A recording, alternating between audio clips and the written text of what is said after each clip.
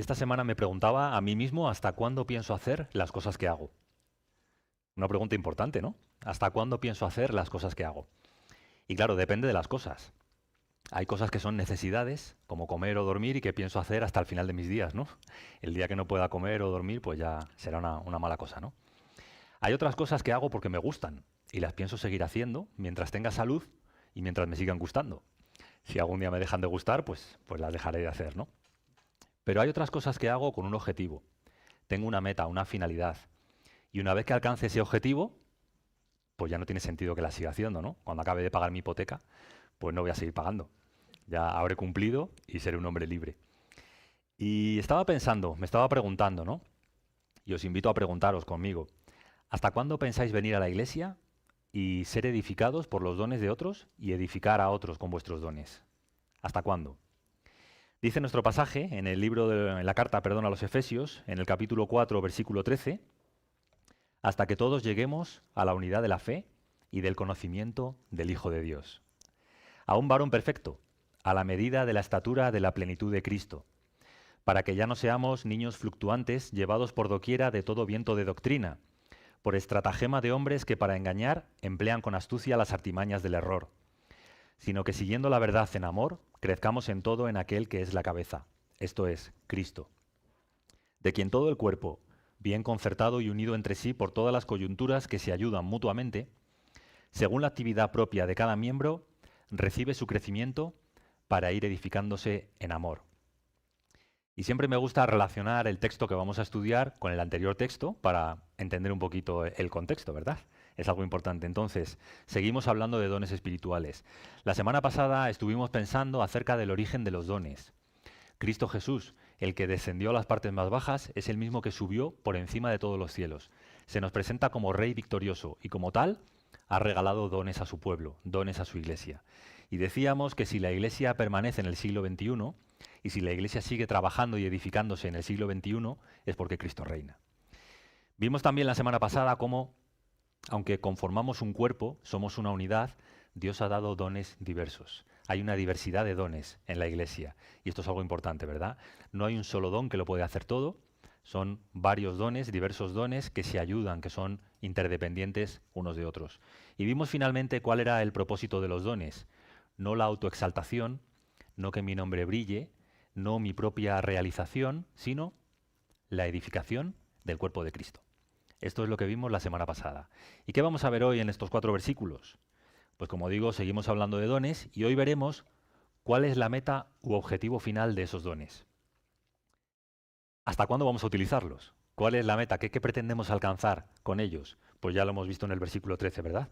Hasta que todos lleguemos a la unidad de la fe y del conocimiento del Hijo de Dios. Vamos a ver después cuál es el peligro de ignorar esos dones. Y cuando hablo de ignorarlos, hablo tanto de ignorar los que otros tienen como ignorar los nuestros. ¿Vale? Vamos a ver cuál es ese peligro en el versículo 14. Y como ya hemos leído, es permanecer como niños fluctuantes y ser arrastrados por doctrinas diversas y extrañas. Y hoy vamos a ver finalmente, y quizá es el tema que más interés suscita, ¿no?, entre nosotros, cómo deben ser utilizados esos dones. Y vamos a ver cómo tienen que ser usados en amor, en dependencia de nuestra cabeza, que es Cristo, y en dependencia también los unos de los otros. Así que vamos a comenzar. Lo que une toda la sección que vamos a considerar hoy, aunque haya hecho 3 apartados, es el asunto o el tema del crecimiento. Es muy importante entender que la Iglesia es un organismo vivo y como todos los organismos vivos está en continuo desarrollo o crecimiento. ¿Y dónde vemos esto? Pues fijaos, en el versículo 14 lo vemos, no podemos permanecer siendo niños. Se espera de nosotros que crezcamos hasta la estatura de un hombre maduro. Cuando los niños, pues son muy bonitos y te alegra mucho tenerlos, pero para una madre sería una tragedia que su hijo no creciera, porque siempre sería un dependiente, siempre sería alguien necesitado de ayuda. La madre y el padre esperan que su hijo un día sea un hombre maduro, autosuficiente, completo, capaz de enfrentar los desafíos de la vida por sí mismo. Antes que la figura de un niño que se hace hombre, está la figura de un edificio que está en construcción y que tiene que ser completado. Lo vemos en el versículo 12. No es el texto de hoy, pero la iglesia es un edificio en proceso de edificación. En el capítulo 2 vimos que el fundamento ya está puesto. Son los apóstoles y los profetas, con su enseñanza acerca de Cristo, que han puesto el fundamento. Pero nosotros tenemos que seguir siendo edificados. Y vemos también la idea del crecimiento en el versículo 15. Siguiendo la verdad en amor, tenemos que crecer en todo, en Cristo, que es nuestra cabeza. Y lo vemos en el versículo 16. Tenemos que recibir crecimiento para ir edificándonos en amor. Así que el tema del crecimiento, el hecho de que como iglesia somos llamados a crecer y desarrollarnos hasta ser completos y cabales, maduros, es nuestro llamado, ¿verdad? Y es nuestra meta. Y para eso utilizamos nuestros dones, para ir perfeccionándonos y para ir, o para que, mejor dicho, Dios vaya cumpliendo ese propósito que se ha propuesto en nosotros como individuos y en nosotros como colectivo, en la iglesia. Entonces, fijaos, comienza diciendo hasta que todos lleguemos a la unidad de la fe. El propósito de Dios para la iglesia no es un propósito individualista, no es para el individuo, es para el conjunto. Cuando hablamos de que tenemos una fe personal, lo que queremos decir es que cada persona tiene la responsabilidad de creer. Pero no estamos diciendo que es una isla y que no tiene nada que ver con los demás. Creemos y todos los que creemos somos unidos a Cristo y entre nosotros. Somos hechos parte de un mismo cuerpo. Entonces, en ese sentido, nuestra fe es individual, porque tenemos que creer cada uno de nosotros, pero no individualista. Somos puestos en relación con otros. Ahora, ¿qué más podemos ver de esto? Pues la propia ilustración de un cuerpo, ¿no? No hay nada más grotesco, macabro y desagradable que ver una parte de un cuerpo por ahí suelta, ¿no? ¿Alguna vez te has encontrado una parte de un cuerpo? No, no es algo muy desagradable. Yo una vez me encontré un diente, una muela, mordí algo duro en el cocido, un hueso, y dije, ¡ay, el hueso! Pero con el hueso salió un trozo de mi muela. Y, cuando ves un trozo de tu cuerpo fuera de tu cuerpo, es desagradable, ¿no? Mi esposa me dijo, ¿guardamos el cordón umbilical de los niños? Dije, ni hablar, ¿para qué queremos eso? Una parte del cuerpo fuera del cuerpo es grotesco, ¿no? Pero una parte del cuerpo integrada en el cuerpo, en armonía con el resto del cuerpo, es maravilloso. Es lo que da sentido al conjunto. Y ahí es cuando uno se da cuenta de que aunque haya diferentes partes, todas tienen su propósito y todas tienen su porqué, ¿verdad? Y es por eso que el apóstol Pablo utiliza esta figura tan apropiada del cuerpo, no solamente aquí, sino también en Primera de Corintios, como ya vimos, ¿no? Ahora, el hecho de que somos un cuerpo y de que todos tenemos que alcanzar esa medida, esa unidad de la fe y del conocimiento del Hijo de Dios, implica que tenemos que tener cuidado en la Iglesia para no dejar fuera de ese propósito a personas que a lo mejor nos pasan desapercibidas. Y eso nos pasa a todos, ¿verdad? Llevas viniendo a la Iglesia años con otras personas que como tú llevan viniendo años, y hay algunos en los que apenas has reparado, ¿no? Están ahí calladitos en una esquina, no saben ni cómo se llaman, si lo pasan bien, si no, si desean hacer algo, si tienen problemas, no sabemos nada de ellos.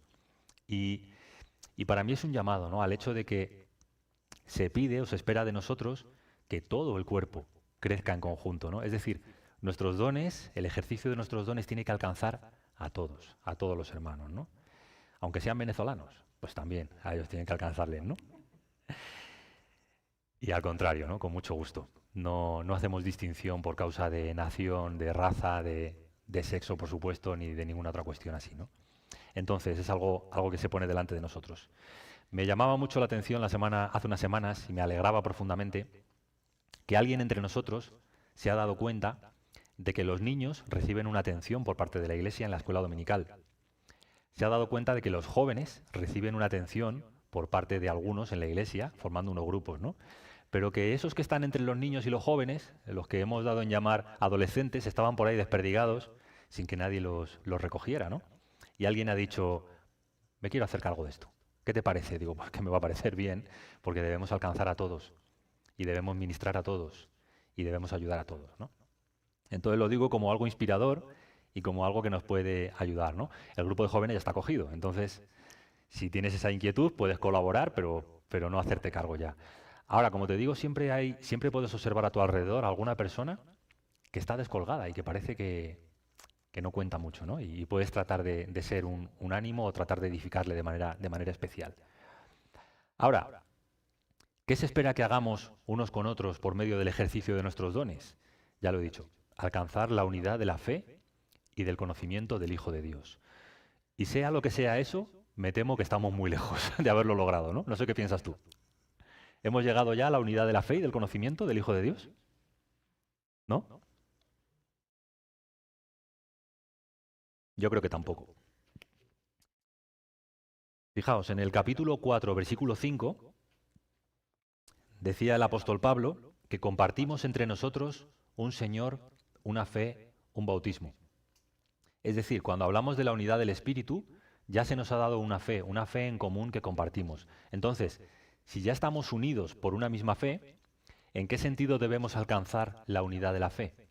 ¿Entendéis lo que quiero decir? Es decir, como ya hemos explicado en estudios anteriores, la unidad en la Iglesia no es obra humana. No es que nosotros hacemos algo que procura o provee esa unidad, no. Es que Dios nos ha hecho uno en Cristo. Y por medio de esa fe que nos ha dado, ya somos uno en Cristo. Entonces, ¿en qué sentido debemos alcanzar la unidad de la fe? Creo, opino, y es, como digo, mi opinión, ¿no?, que consiste en llegar a entender la profundidad de esto. Llegar a entender de manera profunda qué significa que todos nosotros, siendo tan diversos, procediendo de lugares diferentes, teniendo tantas diferencias, en realidad somos uno en Cristo. Y creo que esto es algo en lo que tenemos que profundizar. Tenemos que llegar a entender lo que significa ser parte de un cuerpo, ser familia y estar unidos en Cristo. El ejemplo más cercano que a mí se me ocurría es el que comparto como marido de mi esposa, ¿no? Dice la palabra de Dios que dos que se casan ya no son dos, son uno, ¿no? Dejarán de ser dos y serán una sola carne. Y a veces me pongo a meditar esto intelectualmente y no llego muy lejos, ¿no? Digo, bueno, es como algo muy abstracto. Dos que pasan a ser uno, algo un poco raro, ¿no? Pero a veces lo experimento en el matrimonio, ¿no? A veces lo hemos experimentado en el matrimonio. El día en que tu mujer experimenta un dolor terrible que la traspasa y tú te das cuenta de que te duele a ti como a ella. O el día que tu esposa experimenta una alegría tremenda cuando nacen nuestros hijos y tú descubres que a ti te alegra tanto como a ella, que os alegra lo mismo y que os entristece lo mismo, que sentís como una sola persona. Esto es algo maravilloso. Pues en un sentido amplio, en la familia de la fe, creo que tiene que llegar a ser el mismo sentir, ¿no? Que cuando un miembro se duele, a todos nos duela. Que cuando un miembro se alegre, a todos nos alegre. Entonces, claro que ya somos uno en Cristo, pero llegar a sentir, llegar a experimentar lo que implica esta unión de una manera más real y de una manera experimental, ¿no?, como ya he dicho. Ahora, dice también que tenemos que llegar a la unidad de la fe, versículo 13, y del conocimiento del Hijo de Dios. Y os pregunto, ¿no conocemos ya al Hijo de Dios? ¿No conocemos ya a Jesucristo, los creyentes? Entonces, ¿cómo tenemos que llegar al conocimiento del Hijo de Dios?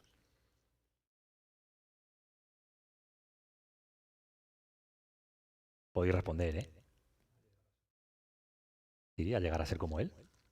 Efectivamente, esa es la meta que dice después, ¿no? A la medida de la estatura de la plenitud de Cristo. ¿Por qué? Porque ese conocimiento nos transforma. No es un conocimiento intelectual, es un conocimiento transformador.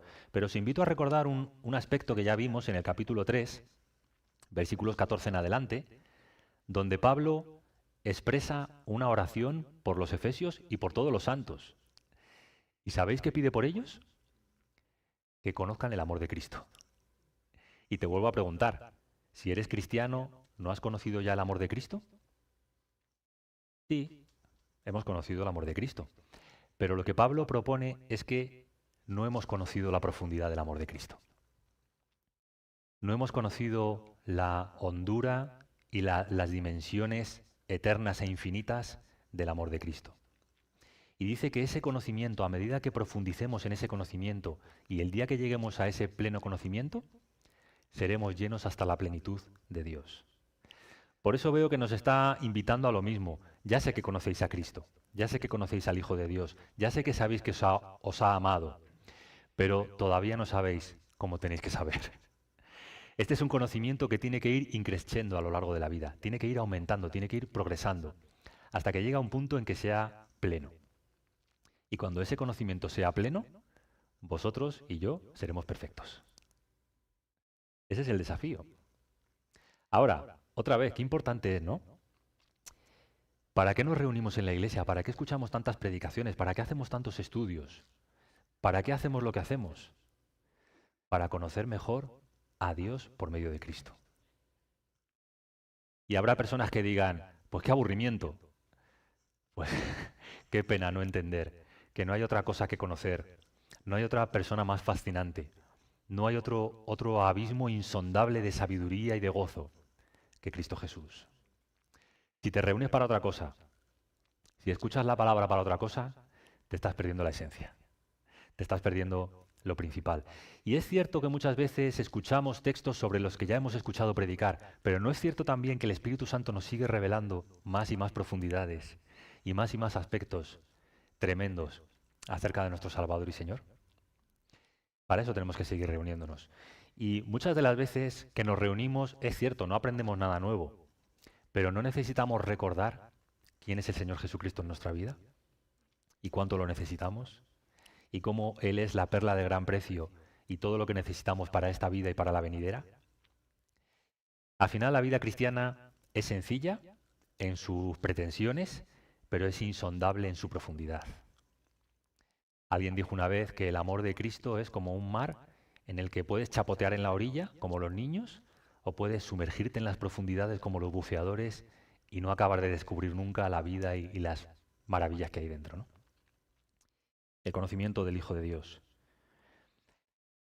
Y claro, otra pregunta que surge a través de este texto es que si el propósito de nuestros dones es llegar a perfeccionarnos, ¿podemos conseguirlo en esta vida? ¿Podemos llegar a ser perfectos en esta vida? ¿No? ¿Alguien piensa que sí?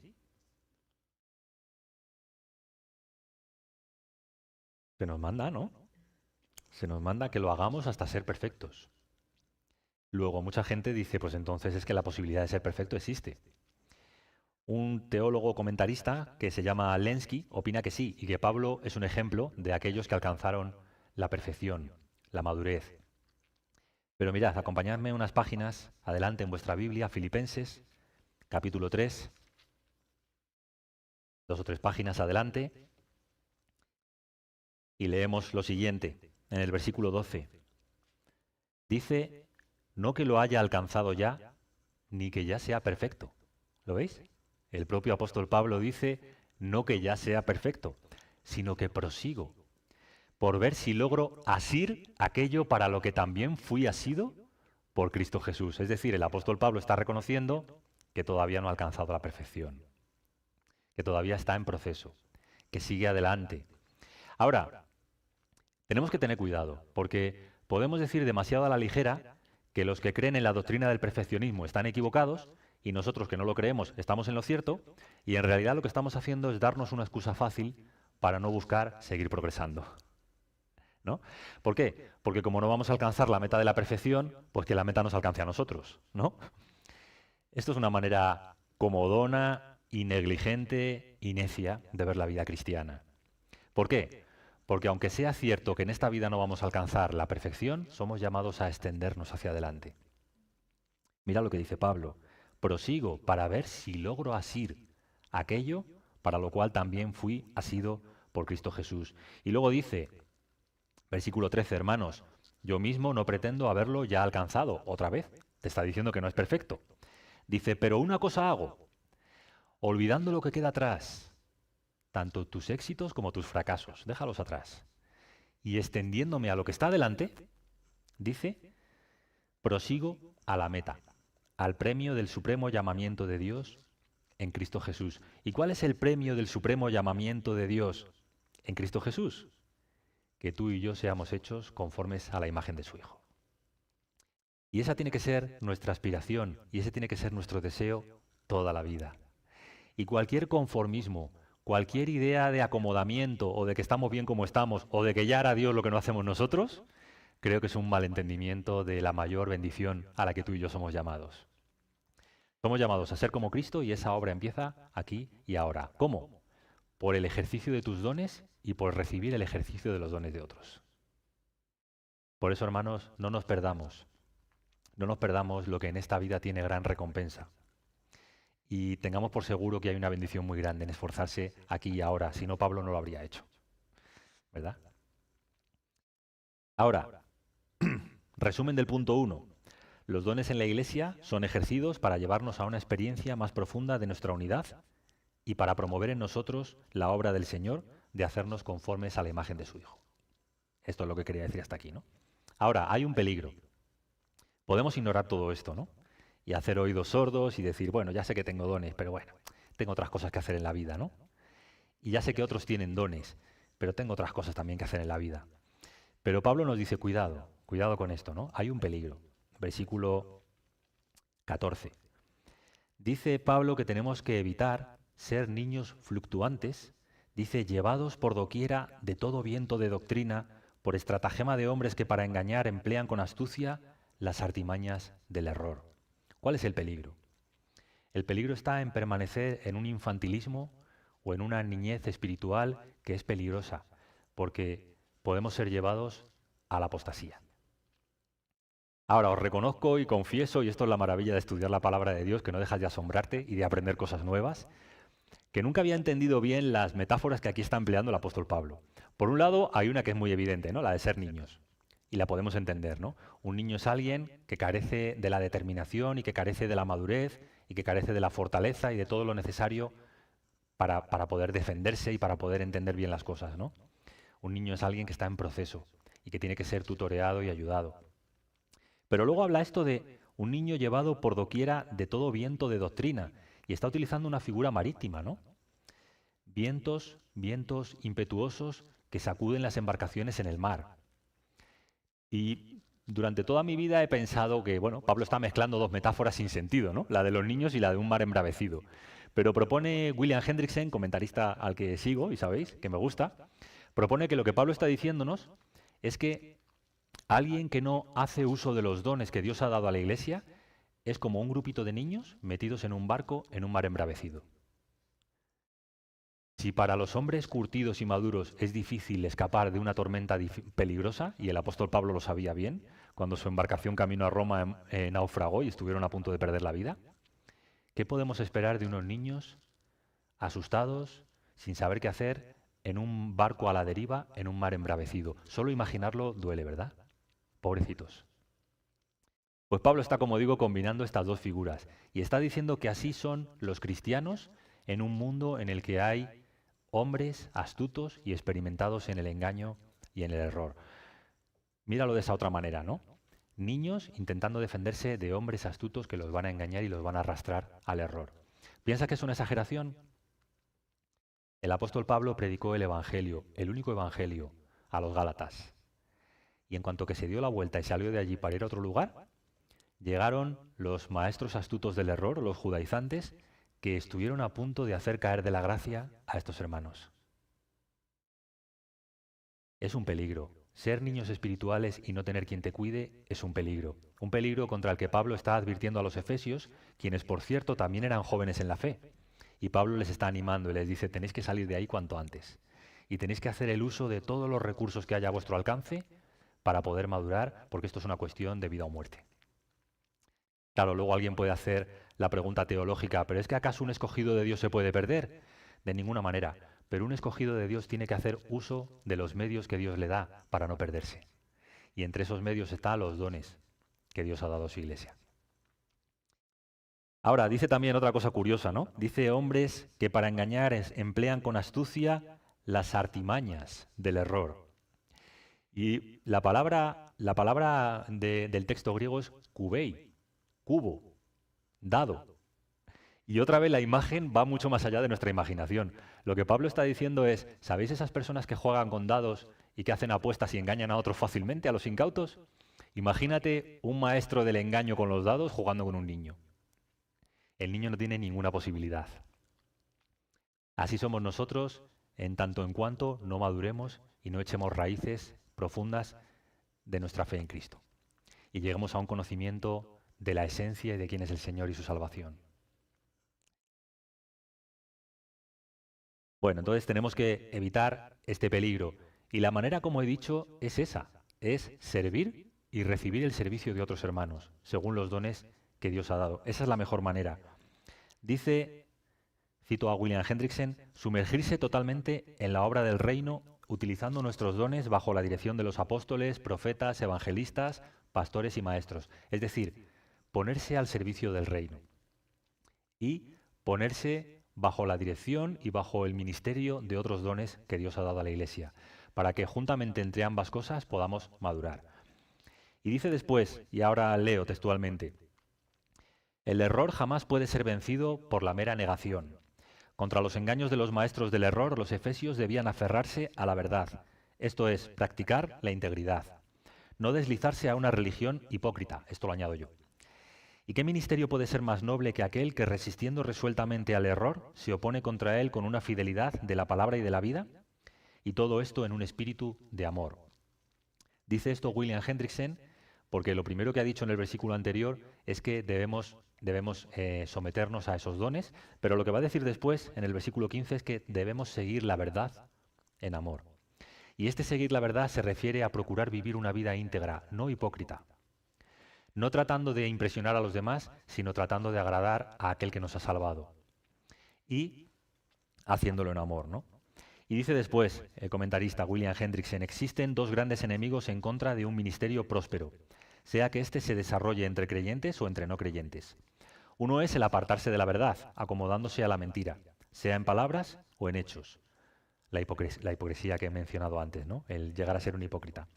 Y el otro es la indiferencia con respecto a los corazones y las vidas de las personas que hay entre nosotros, de sus dificultades o pruebas, de aquellas personas que estamos procurando persuadir. Pablo tiene la verdadera solución. La verdad ha de ser puesta en práctica con amor, que era la manera constante en que él se conducía. Así que ese es nuestro desafío, ¿verdad? ¿Queremos escapar de las artimañas de estos astutos engañadores? Pues sirvamos a Dios sin hipocresía y en amor. Y dependamos de esa manera también del ministerio de otros, de nuestros maestros y pastores, de los apóstoles y profetas que nos han revelado la palabra de Dios. Y procuremos no perder ninguna oportunidad de beneficiarnos de estas enseñanzas. Y procuremos no perder ninguna oportunidad de servir y de mostrar el amor de Cristo de manera práctica. Esto nos hará madurar deprisa y nos preservará de muchos peligros.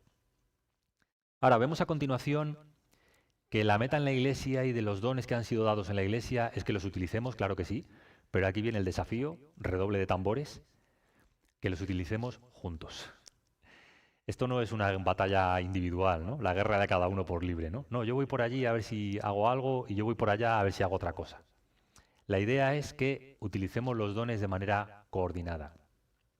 ¿Os acordáis cuando Bernabé fue a Antioquía, creo recordar, ¿no? A Antioquía, y vio que el Espíritu de Dios estaba salvando a muchos allí y dijo, madre mía, qué cantidad de recién convertidos que no saben nada de la palabra.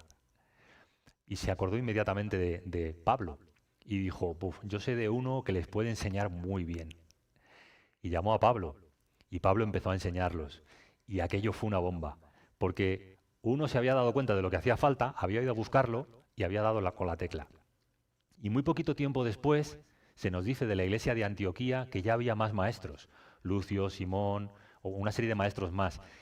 Tanto era así y tan confirmada había sido la iglesia y tan fortalecida por el uso de los dones, utilizados de manera coordinada, que esta iglesia es llamada por el Espíritu Santo a enviar misioneros a otro lugar. Ahora, el punto al que quiero llamaros la atención es de cómo trabajaron juntos y cómo después siguieron trabajando juntos durante un viaje misionero al menos, ¿no? Pablo y Bernabé con otros colaboradores.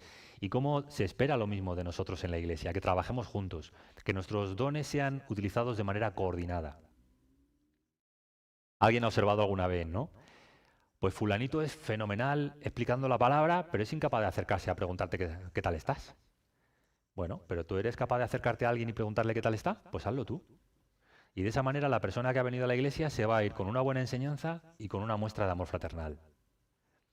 ¿Por qué tenemos la absurda expectativa de que una persona lo haga todo? No es la idea. Si los dones han sido distribuidos entre todos, es para que entre todos hagamos la obra del ministerio. Y para que la hagamos de manera coordinada. Como un cuerpo trabaja de manera coordinada. Son terribles las enfermedades neurológicas que te hacen perder la coordinación entre las partes de tu cuerpo, ¿verdad? Y ves personas que sufren espasmos involuntarios y que no pueden controlarlo y es algo duro ver a alguien así, ¿no? Pero qué impresionante es ver a alguien cuyo cuerpo funciona perfectamente coordinado, ¿no? Una de las cosas que más me llama la atención, y perdonad el ejemplo si no os gusta el deporte, es el salto de pértiga. Eso no deja de asombrarme cómo un tipo va corriendo con ese palo largo, lo pone en el sitio adecuado, sus brazos trabajan, su vista trabaja, su coordinación trabaja, el tipo se levanta y cómo todo el cuerpo en armonía hace ese movimiento para poder superar esa altura, a mí me parece increíble, ¿no? Cuando la Iglesia de Dios trabaja de manera coordinada, puede hacer cosas increíbles, que ninguno de nosotros puede hacer solo. Porque los dones han sido repartidos para ser utilizados en conjunto y en interdependencia unos de otros. Esto es importante también, ¿verdad? Ahora, vamos terminando ya. Si la meta de la Iglesia es el conocimiento del Hijo de Dios, no puede haber nunca un estudio, no puede haber nunca una predicación que no nos enseñe acerca del Hijo de Dios. ¿Y qué nos dice este pasaje acerca del Hijo de Dios? ¿Lo habéis visto? Bueno, en primer lugar, permitidme que retome algo que vimos la semana pasada.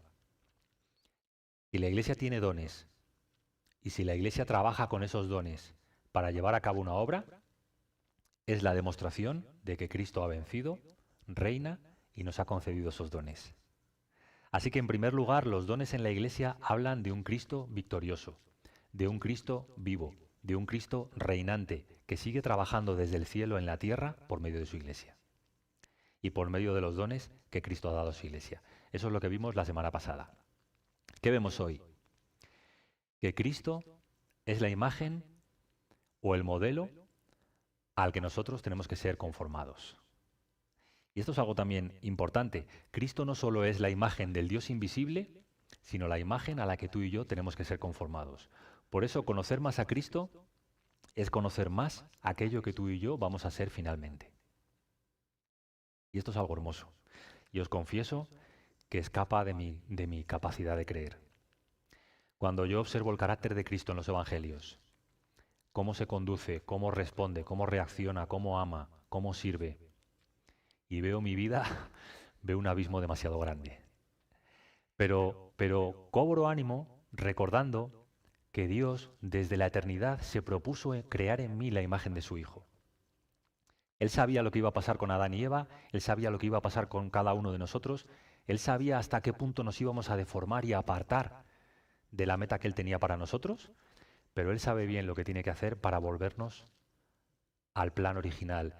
Y la clave o la esencia para volvernos al plan original de Dios está en Cristo. Es por medio de Él que hemos obtenido salvación y es por medio de Él que tenemos una meta, un propósito al cual tenemos que acabar pareciéndonos. Y hay que tener cuidado aquí para entender una cosa bien. Cuando decimos que vamos a ser conformados a la imagen de Cristo, no estoy diciendo, y no debemos admitir que alguien diga, que vamos a ser absorbidos por la divinidad y hecho uno con Él. Esto sabéis cómo se llama, ¿no? Lo creen los orientales. Es panteísmo, ¿no? Que vamos a ser unidos a la divinidad, entonces tú y yo vamos a dejar de ser quienes somos y nos vamos a hacer uno con el todo. Y bueno, pues no es nuestra idea. Nuestra idea es que vamos a seguir siendo nosotros, vamos a seguir siendo una comunidad y al mismo tiempo vamos a ser conformados, hechos a su imagen, sin dejar de ser nosotros. Ahora mismo somos una esposa imperfecta, un poco infiel, un poco desarreglada y con la ropa arrugada, un poco desastre. No somos una esposa digna de Cristo. Pero Él se ha propuesto, por medio de sí mismo, por medio de su sangre, por medio de su espíritu, trabajar en nosotros hasta que seamos una esposa santa y sin mancha, sin arruga ni cosa semejante, para disfrutar de Él y Él disfrutar de nosotros. Por eso Cristo está en este pasaje como el modelo al cual vamos a ser conformados y como aquel por quien somos conformados también. Y finalmente, espero que hayamos notado en los versículos 15 y 16 que Cristo da el crecimiento. Y esto es muy importante, hermanos. Cuando vemos la Iglesia con ojos humanos podemos deprimirnos, ya lo he dicho muchas veces. En un mundo cambiante, con tanto engañador y con tanta filosofía extraña, en un mundo en el que Satanás sigue operando y levantando falsos maestros que arrastran a muchos detrás de sí, en un mundo en el que nosotros mismos con nuestro pecado somos capaces de arruinar cualquier obra. ¿Cuántas iglesias se dividen? ¿Cuántos conflictos hay entre nosotros? ¿Cuántos conflictos que somos incapaces de resolver por nuestro orgullo y por nuestra terquedad? ¿Cuántas personas siguen siendo incapaces de trabajar al lado de otro porque consideran que su manera de hacer las cosas es la única manera? ¿Cuántas personas siguen empeñándose en crear discordia y división? ¿Cuánto mal traemos cada uno de nosotros a la iglesia? Y uno se pregunta, ¿la iglesia va a sobrevivir? ¿La iglesia va a seguir adelante? ¿Hallará fe el Hijo del Hombre cuando llegue en la tierra? No por la gran tribulación, por nosotros. ¿Hallará fe en medio de su iglesia si seguimos nosotros al frente? La buena noticia es que sí, la hallará.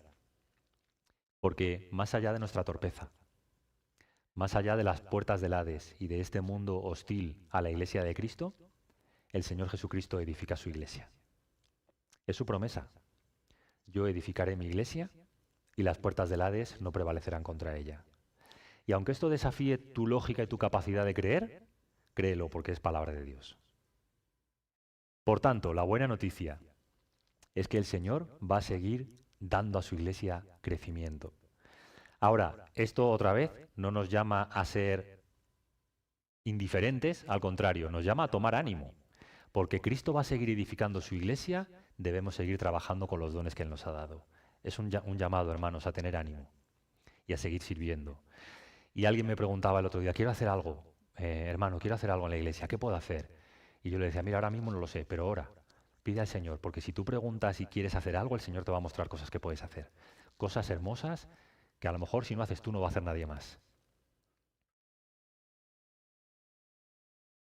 Y hazlo sabiendo que todavía va a haber crecimiento.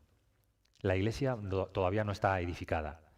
Los evangelistas todavía tienen que seguir evangelizando, porque todavía no han sido añadidas todas las piedras. Los pastores y maestros tienen que seguir enseñando, porque todavía todas las piedras no han sido perfectamente ajustadas.